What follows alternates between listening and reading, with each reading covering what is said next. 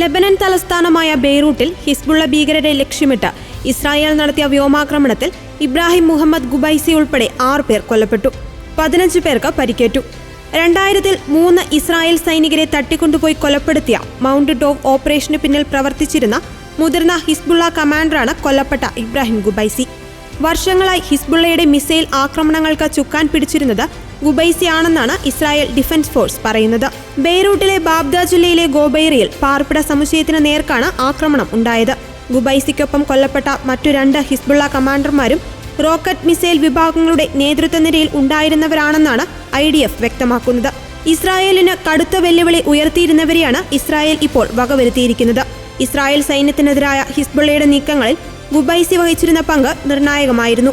സുപ്രധാന മിസൈൽ ആക്രമണങ്ങൾക്ക് നേതൃത്വം നൽകിയിരുന്ന ഗുബൈസിക്ക് ഹിസ്ബുള്ളയിൽ വലിയ സ്വാധീനമാണ് ഉണ്ടായിരുന്നത്. ഹിസ്ബുള്ളയ്ക്കെതിരായ ആക്രമണം ശക്തമാക്കുമെന്ന് ഇസ്രായേൽ സൈനിക മേധാവി പറഞ്ഞതിന് പിന്നാലെയായിരുന്നു ആക്രമണം. ബെയ്റൂട്ടിൽ നിന്ന് ആയിരക്കണക്കിന് ആളുകളാണ് വീടുവിട്ട് പലായനം ചെയ്തുകൊണ്ടിരിക്കുന്നത്.